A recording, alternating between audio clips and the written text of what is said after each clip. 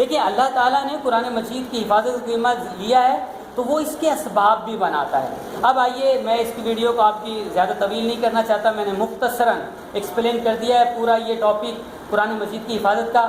اب آئیے میں آپ کو اس کے چند سوالات ایکسپلین کر دیتا ہوں، آپ اس کو بغور سماعت بھی فرما لیں اور ذہن میں کامیابی حاصل کر سکیں۔ اب آتے ہیں اگلے ٹاپک کی طرف، یعنی اگلے سوالات کی طرف۔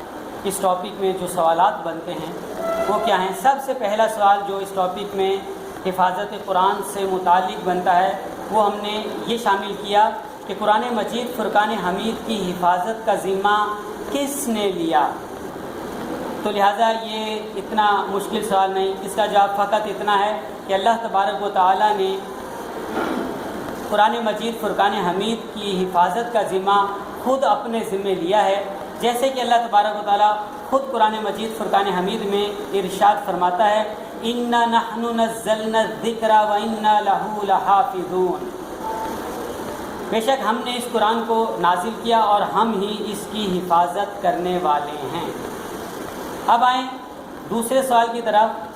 اس ٹاپک کا دوسرا سوال ہم نے یہ شامل کیا کہ قرآن مجید فرقان حمید کو پچھلی کتابوں کے لیے مہیمن کیوں کہا گیا؟ مہیمن کیوں کہا گیا؟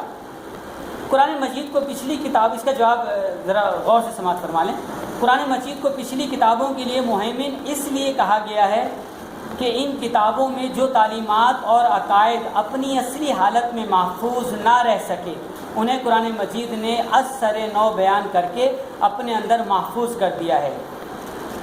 یہی وجہ ہے کہ قرآن مجید فرقان حمید کی تعلیمات پر ہر زمانے میں پورے اطمینان سے عمل کیا جاتا رہا اور اس پر یقین رکھا جاتا رہا کہ قرآن مجید تمام تعلیمات کو اپنے اندر سموئے ہوئے ہے۔ اس سے اگلا سوال جو ہم نے اس ٹاپک میں شامل کیا وہ سوال ہے قرآن کریم کو کتابی شکل کس صحابی کے دور میں دی گئی؟ اس سوال کو ذہن نشین کر لیں، چونکہ جو ہم نے ایکسپلین کیا اس کے اندر یہ موجود نہیں تھا۔ قرآن کریم کو کتابی شکل میں جس صحابی نے جو ہے ترتیب دیا ان کا نام مبارک حضرت ابو بکر صدیق رضی اللہ تعالی عنہ ہیں کہ ان کے دور میں قرآن پاک کو کتابی شکل دی گئی۔ اب آئیں ہم اگلے سوال کی طرف جو اسی ٹاپک سے متعلق ہے۔ امت کو ایک قرآن پر جمع کرنے کا شرف کس صحابی کو حاصل ہوا؟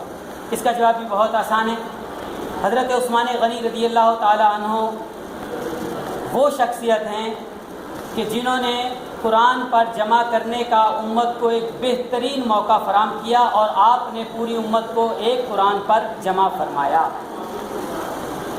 اگلے سوال کی طرف اگر ہم چلتے ہیں تو اگلا سوال یہ بنتا ہے عہد رسالت میں قرآن کریم کو کن چیزوں پر لکھ کر محفوظ کر لیا جاتا تھا؟ تو اس کا جواب یہ ہے عہد رسالت میں قرآن کریم کو درخت کے پتوں پر، درختوں کی چھالوں پر، پتھروں پر، جانوروں کی کھالوں پر اور مختلف چیزوں پر وغیرہ وغیرہ لکھ کر ان کو محفوظ کر لیا جاتا تھا۔ یہ چند وہ سوالات ہیں جو ہمارے ٹاپک قرآن کی حفاظت سے متعلق ہیں، لہذا آپ ان کو یاد کر لیجئے۔